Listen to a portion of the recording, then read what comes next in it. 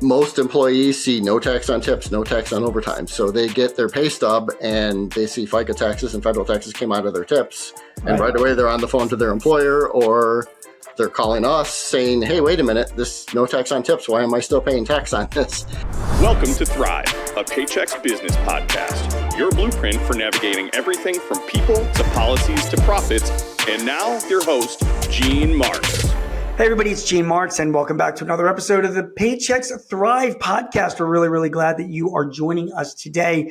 Before we get started, chances are if you're a Thrive listener, you already know that running a business takes passion and vision and a whole lot of work. We all know that, but no one said you have to do it all alone, of course, right? That's where Paychex comes in. From payroll to HR to employee benefits, they've got the tools and expertise to help you manage the day-to-day so you can focus on what truly matters, building your business and achieving your goals.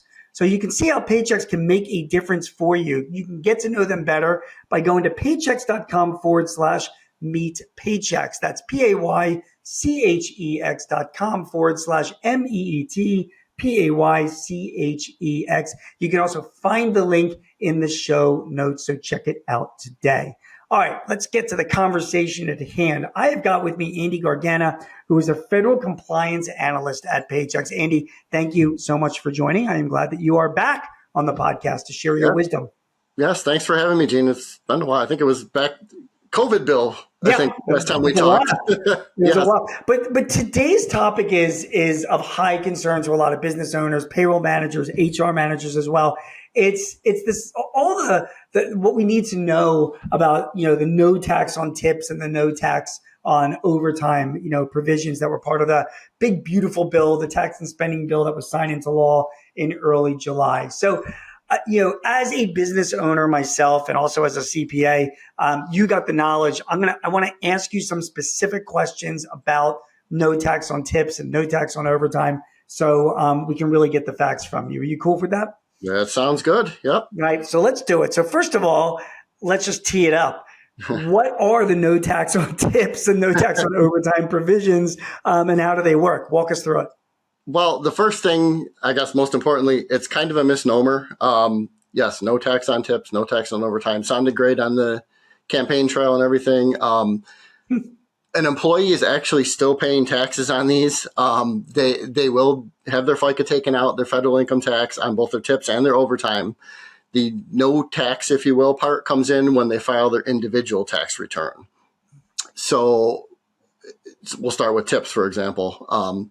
Any tipped employee can deduct qualified tips, which, how do you define qualified tips? IRS puts out there, a qualified tip is in a business, a tip that's received in a business that customarily receives tips. So you have servers, cosmetology industry, there's a whole bunch of them. We can get into it later, but IRS put out a listing of occupational codes which are eligible to take the tip deduction. So if your employee is one of those occupations, then they can take the tip deduction. What it is for tips, a tipped employee can take up to $25,000 deduction when they file their 1040. IRS released or updated some schedules on their 1040, which will allow the employee to claim this deduction. It phases out, I believe it's $150,000. If your income level hits $150,000, the deduction starts phasing out. I think it's $100 per 1,000 over $150,000. So obviously, if you make more, you're going to get less of a deduction on your tax return. Okay. Overtime is a very similar thing. You're still going to pay your FICA on that. You're still going to pay your federal income taxes. And then that is on qualified overtime, which is defined by the FLSA standards. That's a mouthful, which is standard federal time and a half for overtime. So the deduction is on the premium portion, which is the half of that time and a half. And that's the amount an employee can use to deduct on their 1040. Now, the overtime deduction is only up to $12,500. That also has the same income phase out at $150,000. So it's overtime's a lot more complex in my opinion, just because you have a lot more state regulations. Certain states pay a lot more than time and a half. Certain employers just pay more than time and a half. But for the federal rule, you can only take the half premium portion of the overtime and deduct it. Good. So let me sum up what you've told me so far, right? So this is not, when you talk about no tax on tips, on no tax on overtime, it's not immediate. It's a deduction that the individual is going to be taking. The employer really doesn't do anything other than report, which we're going to talk about shortly. But it's the individual's responsibility in their individual return to take, if they're eligible, to take a deduction for the tips that they earned or take a deduction for the overtime that they earned. For the tips, there's limitations on income, and it does start phasing out. And you also said that this still does not affect FICA taxes or Medicare. So we still have to pay those regardless, but it does affect our federal income taxes. And also, particularly with overtime, states might have different rules. Have I got that good so far? Correct. Yep. Yeah. Okay. It's not an immediate benefit, unfortunately. Okay. You will do just as you've been doing, paying taxes on tips and overtime. You will get it back at the end of the year when you file your tax return. Got it. One important piece I forgot to mention is this is retroactive back to January 1st, 2025. Okay, so good. This is a deduction that employees will be able to take advantage of this coming April when they file their 1040 returns. Perfect. Okay. So now I'm an employee and the year is over, 2025 is over. And, I need to know, like I got tips. So I want to take this deduction on my individual return or tell my accountant what it is. Or I got paid overtime. And like you said, it's only the overtime differential. It's not the full overtime wage. It's that actual half of the time and a half, right? Correct. So I need to tell my accountant that, or I need to know that so I can do my tax return. So the employer's got to tell the employees this, they're going to have to report to the employees. So talk to me about the reporting requirements for employers for 2025 and also what you see happening in 2026. Well, 2025 is kind of the Wild West. Yeah. IRS put out guidance. It was, Notice 2025-62, which offered transition relief to employers and employees for 2025 only. We'll just talk 2025 right here. Basically saying if an employer and an employee make a reasonable attempt to get the correct amounts, IRS is not going to penalize. Now, reasonable is, take that word for what you will. I mean, obviously, if you report an astronomical amount and the year before you had barely anything, that might draw a few red flags at IRS. But as long as you are making a reasonable attempt using the information you have from your pay stubs, your tip reporting forms, to try and get a correct amount for that deduction, you should be okay for 2025. Okay. Now, 2026, which we don't have a lot of information yet. We're still waiting for guidance on IRS. They did put out, obviously, the 2025 because that is front of mind since it's coming up very shortly. 2026, they have a little bit of runway still to get that out before the end of the year, but they are going to be changing reporting requirements on the W-2. So this information will be a lot more accurate for 2026, 2027, and 2028 reporting, which is the other 3 years that these provisions are in effect. But yeah, 2025, IRS acknowledged that employers and employees were not tracking this information in the form that they needed it at the beginning of the year. So they know that the amounts are not going to be totally accurate. Obviously, with any tax return, you need to be as accurate as possible, and you want to verify your information and have information to back that up. So if there ever was a question from IRS, you can say, well, here's what I used to determine this amount, and you should be okay for 2025. How are you reporting this if you're an employer, though, Andy? I mean, will this be on the W-2? Will it be some other form of documentation, some other type of communication? How will an employer, even with their best efforts to tell the employee what tip income they earned or what overtime they earned, how will they be doing this in 2025? Well, in that transition guidance, basically IRS gave a free pass to employers for this year because they said there's no requirements for how an employer has to report it. Okay. Now, obviously, an employer is going to want to help out their employee. They're going to try and get them information on this because if not, they're going to get a million calls saying, hey, how do I determine this? Yes. So anything they can provide is going to be helpful. IRS mentioned several methods. You can report it on box 14 of the W-2. You can provide a separate statement to the employer saying, hey, here's your tips for the year. Here's your overtime for the year based on the information we have in our system, or some other method the employer can come up to as a way to get that information to the employee. Right. So really, if you're running a business where it's a service business, say you're running a coffee shop or a restaurant or whatever, you're going to have a bit of a headache this year. I mean, you're going to have to do a little legwork and figure out, the tipped income for your employees, because they're going to be asking. You know what I mean? Yep. Obviously, they want to take this deduction, so you got to be ready to respond to them. So I think that's something that employers need to know about, and we need to get that message out, and that's really helpful. Okay, let's move on to the next one. Some common misperceptions. What are some of the common misperceptions around these changes, both for employees and employers, that you've seen? I think the biggest one is the one I mentioned right off the top is most employees see no tax on tips, no tax on overtime. So they get their pay stub and they see FICA taxes and federal taxes came out of their tips. And right away they're on the phone to their employer, or they're calling us saying, hey, wait a minute, this no tax on tips. Why am I still paying tax on this? So I think education is the biggest piece, just for employees, so that they know, like, okay, yes, it says no tax on tips, no tax on overtime. You're still paying taxes on these. You're going to get money back at the end of the year as a deduction on your tax return, but you still have to pay tax, even though technically the title is no tax on tips, no tax on overtime. I think by far that's the biggest question we get from clients, even saying, hey, all my employees are calling, why are you still taking taxes out on this? So I think definitely that is the biggest misnomer right off the bat. Just understanding that it is a deduction at the end of the year. It is not an instant, no, you're not paying taxes on this. Okay. All right. That's super helpful. You mentioned earlier about the limits, but let's revisit them one more time. Okay. Let's start with tips. Say I'm a tipped employee. There's a different deduction you can take if you're filing individually or filing a joint tax return. And, and these deductions start phasing out at a certain point. So walk us through, just for tipped employees, what those numbers are. Yeah. The tips is just a standard deduction, $25,000. That applies to both. So that's the max they can take. For overtime, for an individual, it's $12,500. For a joint filer, it's actually doubled. It's $25,000. Again, both of them are subject to the income phase out rules. When they hit the $150,000, then their deduction decreases by $100 per thousand over their gross income amount. And again, on the tip side of it, that deduction is taken after the end of the year, taken on your return. And, it still would not include, you would still have to pay your FICA and your Medicare taxes. The same thing with overtime as well, correct? That is correct. Yep. Good. Okay. That's great. Okay.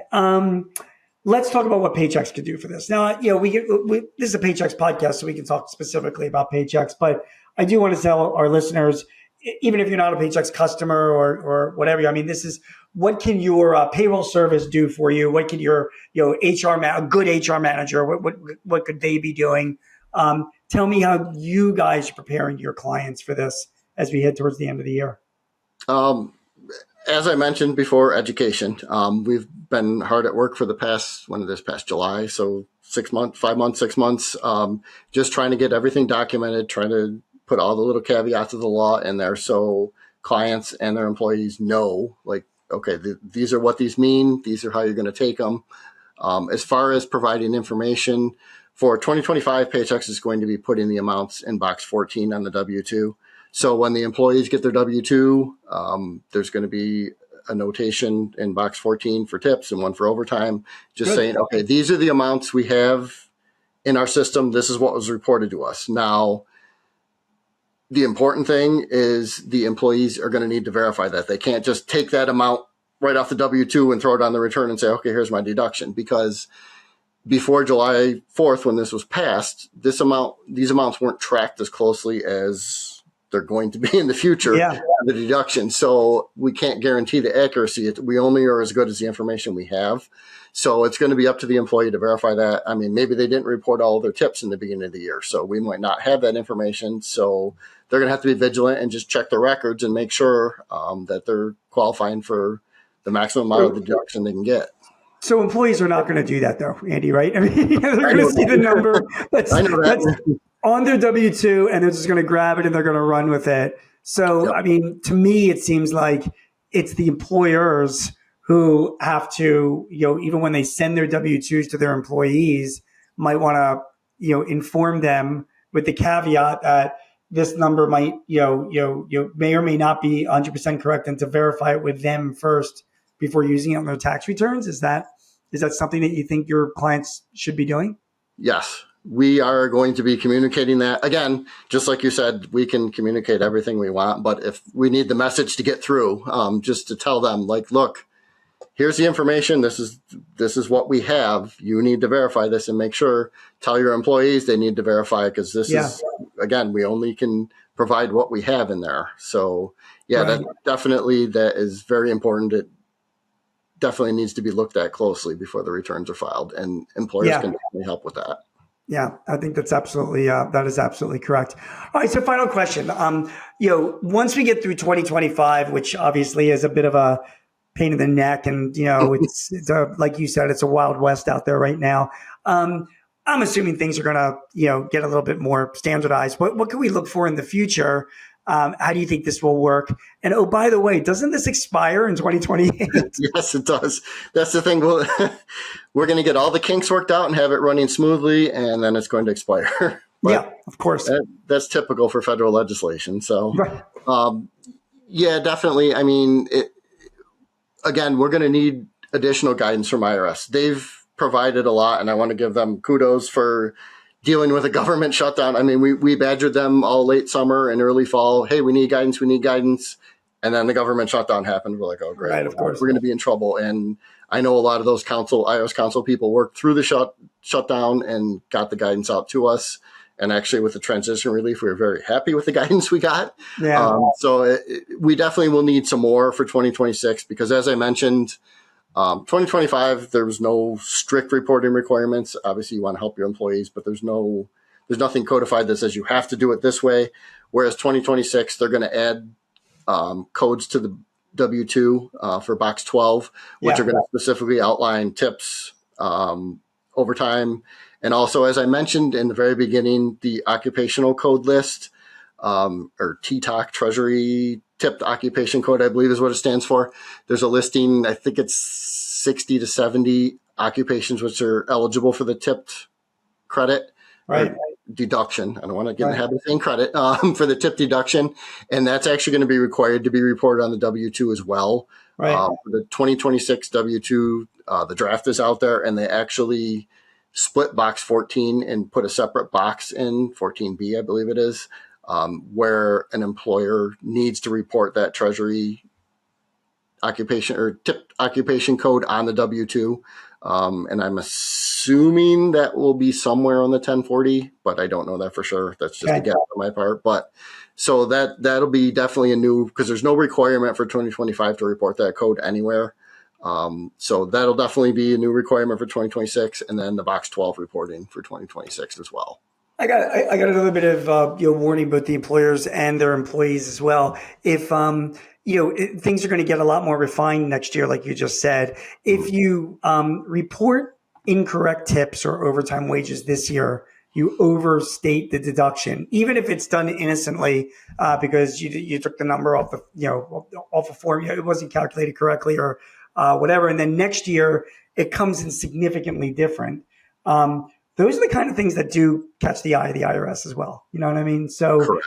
So it's important for us all to know that, like, oh, wow, I got a, $25,000 deduction for tips this year, but then actually next year, and I'm same job, same everything, it was like a $10,000 deduction. You know what I mean? Like, that raises eyebrows. So you really want to be careful and try your best to get it as right as it can be for this year, because it will save you headaches in future years is what my point is. Does that make sense? Absolutely. I agree wholeheartedly. It's just going to be vigilance on the part of the employees, which it stinks to have to throw it back on them. But ultimately, as with any tax return, the person filing, it's the one who's going to be responsible if there's a problem for it. So you want to be as accurate as possible at all times. But yeah, 2025 is definitely a challenge just because this was not tracked adequately in the beginning of the year because there was no need to. And so now everyone's scrambling, trying to get the most accurate information they can. So, yeah. Okay. All right. That's great. Andy, great information. I really appreciate it. Obviously you're going to be back with us in 2026 as these things flesh itself out, and there'll be more questions to be answered, but I really appreciate you spending the time. So I appreciate you having me. Yeah, we can do this again in a year when the 2026 requirements are out. Hopefully before that. But Sounds thank good. you very much. Everyone, I've been speaking to Andy Gargani. He's a federal compliance analyst at Paychex, and we have been discussing what you need to know about the no tax on tips and no tax on overtime rules, both from an employer and an employee standpoint. My name is Gene Marks, and you have been watching or listening to the Paychex Thrive podcast. Remember, if you need any help or advice or tips in running your business, sign up for our Thrive newsletter. Go to paychex.com/thrive, and you can get all the information you need to help you run your business. Thank you so much for watching or listening. Hope you got some good information out of this one. I know I did. We will see you again next time. Take care. Do you have a topic or a guest that you would like to hear on Thrive? Please let us know. Visit payx.me/Thrive topics and send us your ideas or matters of interest. Also, if your business is looking to simplify your HR, payroll, benefits, or insurance services, see how Paychex can help. Visit the resource hub at paychex.com/works. That's WORX. Paychex can help manage those complexities while you focus on all the ways you want your business to thrive. I'm your host, Gene Marks, and thanks for joining us. This podcast is property of Paychex Incorporated 2025, all rights reserved.